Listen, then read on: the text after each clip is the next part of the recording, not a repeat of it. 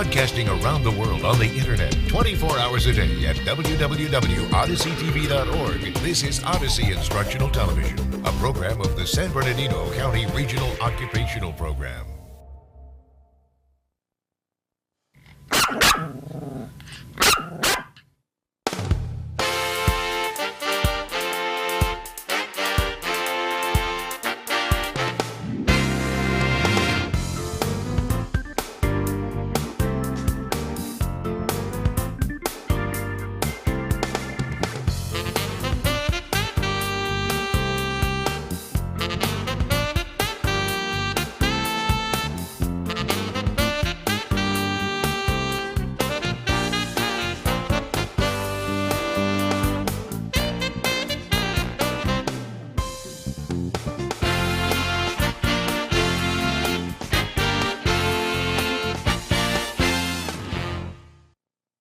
Welcome to another show, everybody. Jim Hall, you ought to know. And on this show, guess where we are? Well, we are here at Desert View Memorial Park and Funeral Home.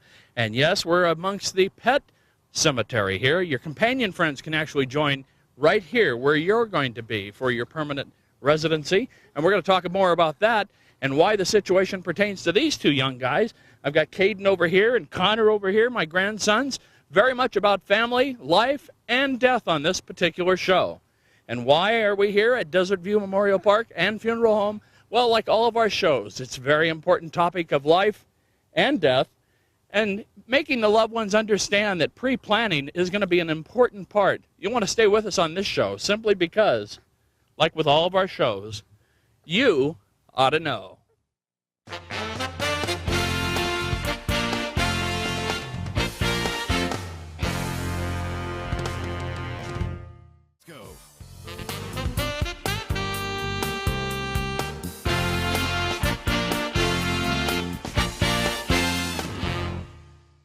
Welcome back, everybody. Jim Hall, you ought to know, at Desert View Memorial Park and Funeral Home, and we are here. Annette, introduce yourself. My name is Annette Lopez. I'm the Family Service Manager / Director.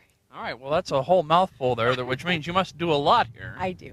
Well, we're starting out this show with a little bit about the history. Now, people know Desert View if they travel the freeway here. Obviously, we are just off of Interstate 15. Yes, that's correct. And if they want information, is there a website first off? caringfuneralservice.com. caringfuneralservice.com. All right, and a phone number if family has a need. 760-949-0326. All right, let's talk a little bit, though, before we get into modern-day history. Let's talk a little bit about the history of this park and the people. How did this all get started here? Well, Desert View Cemetery established in 1978. Our very first burial was in 1979. So we've been here for quite a while. Well, I've been here forever, and I still consider this the new park around. Well, we started off with a little trailer, just writing contracts out of there. Yeah. But now we have a full service facility. We have a crematory. We have a full service funeral home. Basically everything. We also have a pet cemetery as well. Well, I'm going to talk about that. But let's talk about that history, because when you add on to this type of business, this is like any other. It is a business, and it is a service to the community. And it's like a car dealer that opens up with a couple cars on the lot. You mentioned started on in a trailer here with the property, and we've added the car wash, and we've added the service and lube bay, and we've done it all. So you've done some growing here, too. But the early days of that history, what was it like here? Well, we actually own 58 acres. Only about 14 are developed so far, but we have we're family owned. We've been family owned since 2002, and we own 11 mortuaries altogether and 2 cemeteries. And the cemeteries are in what areas? Where are they at? This cemetery and in Calamasa as well, Desert Lawn. Well, I know that one as well, right off of the freeway there. You can actually see it. They like the freeways. Yeah, it's accessible. Well, it certainly is accessible. Families can come in and out of here. Now, hours normally you are open, what, sun up to sundown? Sun up to sundown. Our gates are open sun up to sundown. Our offices are open Monday through Saturday from 8 to 5 Monday through Friday, 9 to 4 Saturday. But our mortuary or funeral home is open 7 days a week, Sundays on call. Let's talk about the history going back, say, 15 years ago. You talk about 78, that's a long time now. well over 30 years, 32 years or so as we're doing this show. And again, it doesn't seem that long ago that this all opened up and started here. But how many residents, permanent residents, do we have? We have approximately close to 8,000. So life and death always continues to be a part. It definitely does. It definitely does. A lot of families that grew up and were very historical in this area. We have a lot of family heritage here. Yeah. We have private estates for families that if they want to stay all together, multiple burial plots where they can stay together, dual depth for husband and wife. If one wants to be cremated, you can still be buried if one wants to be buried. So there's a lot of family history here, family estates, the mausoleums, everything. All right. Annette, thank you so much for talking with us. I've got to bring Chris in. Chris, come on in here. Introduce yourself. My name is Chris Dufresne. I'm the general manager here. Well, you are the general manager of an establishment we learn now 32 years old, or young, as you look at it. A lot of cemeteries go back years and years and years, almost into the hundreds. I agree. This is relatively young as far as a cemetery is concerned. It's interesting, my history with this place. In order to establish a cemetery, most states require that you have a certain number of families to establish a cemetery based on interest in it. And I remember coming here when they literally had pulled the trailer onto the grounds in 1978 with quite a number of unclaimed cremated remains, where we tried to get a hold of a family, and they either said, yes, you're welcome to do that, or we just have someplace legal to put them to rest. And I actually brought some of the very first residents of our park in here on day one to help establish a cemetery. Well, and this was established then in 78, and the first burial took place, and now we learn 58 acres is a room to grow? Most definitely. We want to be able to continue to grow with our community, listen to its needs, develop things such as Annette had mentioned, our pet section. That was a result of a desire of the community. We had a number of people say, gee, it would sure be wonderful if we had some place to put our companion animals to rest. So in response to that, here we are. Well, you got to tell me about this, because this is unique to me. I'm familiar with Rose Hills and Forest Lawns, and of course Desert View. I've been here since I've been a resident back in the early 70s, coming and going, but I'm an LA traveler and a lot of business there as well. And this is the first I've heard of a pet cemetery being inside where our companions can actually have a place of rest. Well, I've not visited every cemetery in the state of California by a long shot, but we are told by the gentlemen who oversee the affairs of the state board here in California that we are the first cemetery in the state of California to actually have a pet section within a cemetery that's dedicated to the placement of a person's loved one, human remains, if you will. So it's here. A place is here. I can have my little Yorkie, and my cat can be here with us. That's correct. The section has not been open for a long time, so we don't have a lot of permanent residences, as we refer to them sometimes, but we do have some. We have a number of people that have come in and asked if it would be possible to make advanced arrangements even for their pets. So pre-planning isn't just for people. Well, I've heard, and my wife has often mentioned, when I go, the Yorkie goes, and he's going to be buried with me. Not a legal situation. No, it's not. Actually, in times past where somebody has come in and asked us, is it possible to put our dog's cremated remains into a cask? We've even had some people say, gee, can I euthanize my dog and put it in? Of course, we would discourage that. But this is in response to that. Here's a way for you to at least be close to where your animal is. All right. Well, we certainly have the options here, and a lot of those options include planning and getting ready. So we're going to cover that as we come back. Stay with us, everybody. We're here at Desert View Memorial Park and Funeral Home, where all the services are available, and you'll find out more about that. So stay with us, simply because, like with all of our shows, you ought to know. More yet to come.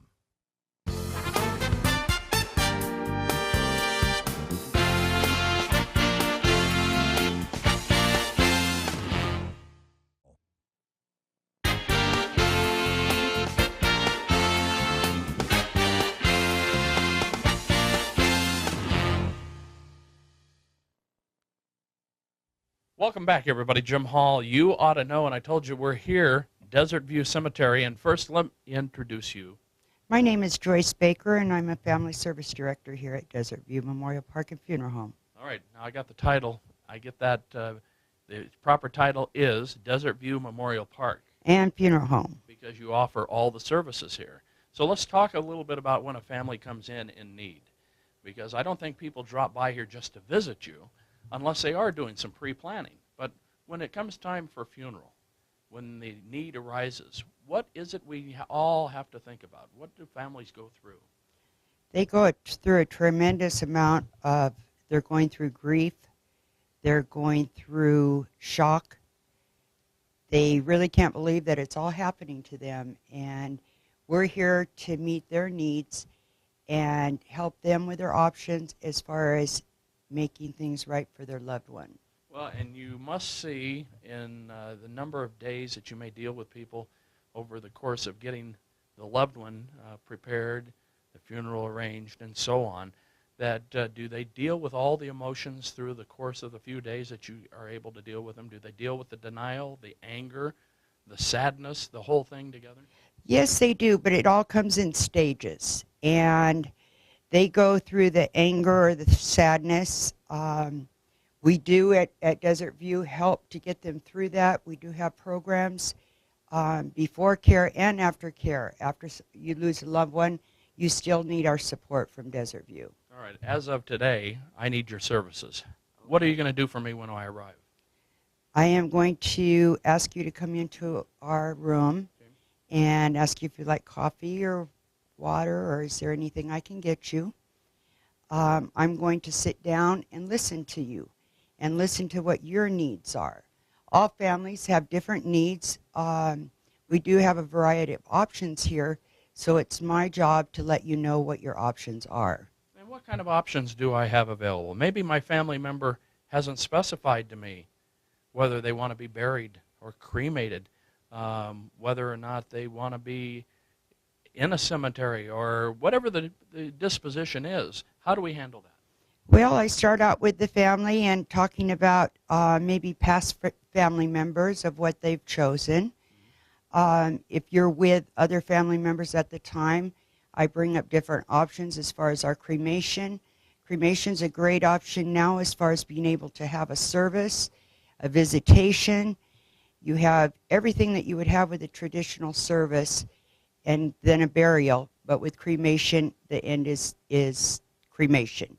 And I give you the option of either being buried or placed in our mausoleum here, taken home to the family, scattered at sea.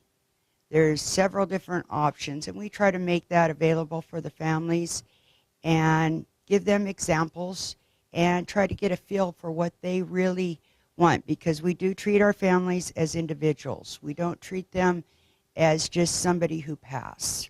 Well, when you get a family in, obviously you're dealing with all those emotions.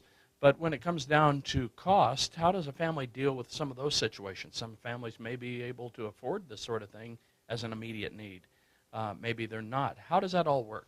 We do have several families that come in that are in a position that they cannot afford things that they need. And we give them ideas of different ways to raise money. We have families that go out and do car washes, donations through banks. Unfortunately, they do have to pay for a funeral before the funeral takes place, so therefore the money does have to be raised. But we do accommodate what the family can afford. Well, the situation when you have a funeral take place, normally this is done over a matter of how many days, from the time the family contacts you to the time that either burial or cremation takes place? When the family comes in, before we can do anything, we do have to file for a death certificate and cause of death. So before we can actually set a date, we do have to be able to have a permit and death certificate. All right. We've got other people joining us here from the cemetery, and we'll come on in here, and we're going to introduce you. My name is Vicki Datlick. I'm also a family service director here at Desert View. All right. Now, we have to, a lot of people will pre-plan and get into this thing and know what it is they want and make their wishes known. Is that normal? Actually, more and more people are pre-planning. For one thing, it takes the burden off the family at the time of death to try to make decisions when they're so emotional. On the worst day of your life is a pretty terrible day to try to make decisions. Sure. So we do encourage pre-planning, discussing it with your family, opening up that dialogue. Many times people will come in and we can at least open a dialogue with them and get husbands and wives to talk about what it is they want. People seem to avoid this subject like the plague. Well, it's something we're all going to go through at some point with family members, and at some point we ourselves are all going to die, aren't we? Absolutely. Absolutely. There's no getting out of it. Taxes and deaths. So. Well, you talked about the burden on a family, and I can prepay for my funeral, my wishes, so my family doesn't have to worry about it. Not only that, but what it does in pre-planning is it locks in today's cost. And I don't know how many people are aware, but the cost of funerals actually double every 7 to 11 years. So when you're talking about someone in their 40s that may live well into their 80s or 90s, you can imagine how much the price would increase during that time. There are many different payment plans available, and the money is held in trust through a third party. The funeral plans are also transferable should someone decide that they want to move to another city or county or state. Okay. They can take their funeral arrangements with them. All right. Well, don't go anywhere, everybody. We're going to be back. We're at Desert View Memorial Park and Funeral Home. All the services are done here, as you've heard, and we're going to talk more about that. We've got a lot more coming up, so don't leave us. We're here simply because, like with every single show, you ought to know. Stay with us, everybody. We'll be right back.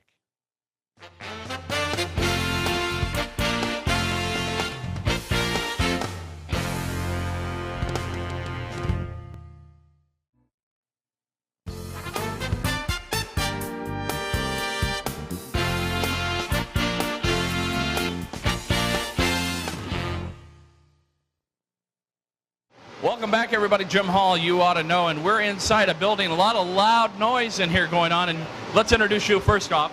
My name's Aaron Bowden. I'm the crematory operator here at Desert View. And we are actually inside the building, and we have how many crematory ovens here? We have a total of 3. Okay, now we have some that are actually running. Yeah. One that's in a cool-down stage. There's nobody actually in this one, no bodies. That's right. That's right. So you did use it earlier today. Yes, it was. All right. We talk about crematory. You offer that as a service here. The bodies don't have to go anywhere. You actually do it right here on site. That's right, sir. That's right. A body will stay once you place a body in the crematory oven. How long does it take for that process? That process usually takes about 1.5 hours to 2 hours. All right, and bodies are done at what type of temperature are these ovens? State requires at least 1,400 degrees at all times, so it's usually between 1,400 and 1,700 degrees. And we're not talking about open flame and burning and burning. We're talking about heat, very excessive heat that actually does the actual crematory process. There is an actual cremation burner flame that comes down from the top of the unit itself, but it's pretty hot in there. Pretty hot. All right, well, we're going to show the inside. You're going to get a chance to see. Let's open that up, Aaron, and take a look. This is one of the ovens here. And again, there's nobody in here now, so to speak. The process is actually, and this is very intense heat coming out at us right now, but this is actually in a cool down phase. Yes, it is, sir. Yes, it is. So how hot is this? How hot am I feeling right about now? It is actually 880 degrees right now. 880 degrees coming right out at us right here, and you can see this is the oven that's used. And we're not showing this to you for any morbid type reason. We're giving this because this is a choice a lot of people make to be cremated. Yes, yes it is. Especially nowadays in the economy that we're in. It's definitely a cheaper way to go as far as the funeral service goes, so a lot of people are choosing cremation. I think we're probably right around 50%. All right. Well, this is one process, and people can actually, there's an observation room here where they can actually observe the body of their loved one coming in and being put into the crematory oven. Yes, sir. Yes, we call it the witness cremation. Families go ahead and over in the witnessing room, they sit there and watch the goings on as far as placement of the deceased into the retort itself. And we even let them, if they choose to, push the button to go ahead and start the process. They can actually be very much a part of it. It's not a hidden thing that's put away. Nope. They can be a part of it. Absolutely. All right. Well, you can also be a part of the burial type situation. We're going to see some of that. So let's go out to the cemetery. Well, and back out to the cemetery, and you see preparations are going on here. We left the crematorium where the temperatures go to 1,500 degrees and greater, and we saw a little bit about that. And a family has a choice of burial. And Chris, talk about that choice. First off, we need to know it's important that families kind of have their ducks in a row, or if I have a special wish, I need to do an advance directive. Maybe my son's going to be in charge, and tell everybody what my real, what I chose for myself. I want to be cremated. I want to be buried. I want to be scattered at sea. I want to be put in this particular park or that particular park. Is that what we need to think about? It most definitely is. We as Americans are a death-denying society. We'd like to live as long as we can. We want to put death off as long as we can. We don't really want to address it, but the reality is we all, myself included, will need the services that we provide here at some point in time.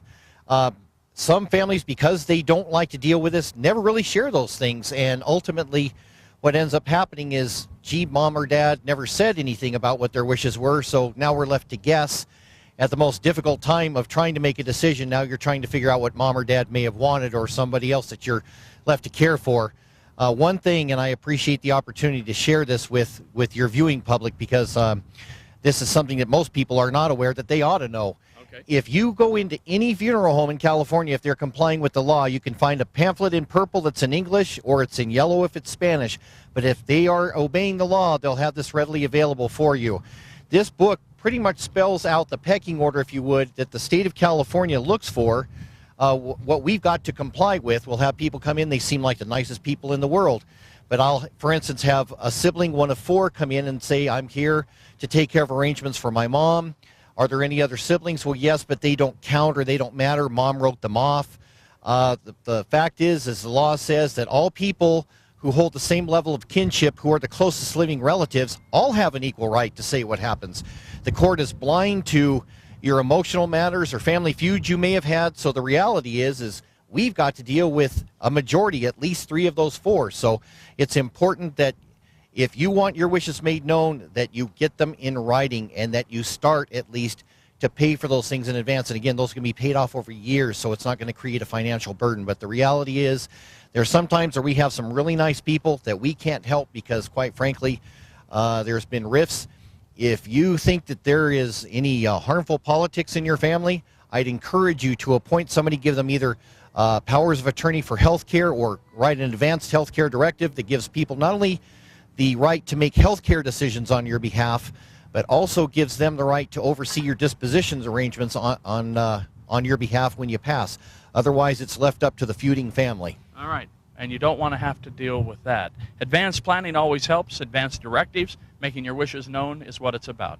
Desert View, Memorial Park, Funeral Home, and Crematory, all here off of Interstate 15 in Victorville. Chris, thanks so much for being with us, and thank you, everybody, for making us a part of this particular show that's so important. Death is as much a part of living as going to dinner tonight, which we're all going to do after this show is done. We hope you've enjoyed it and learned something from it, and thanks for joining us, simply because, like with all of our shows, you ought to know. Stay with us, everybody. I'll be right back to wrap it up.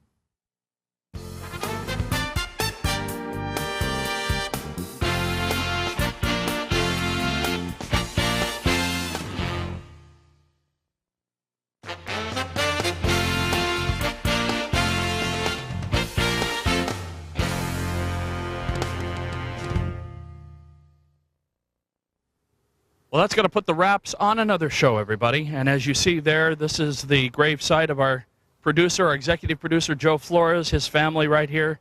Magdaleno Flores passed away in 2000, his grandfather.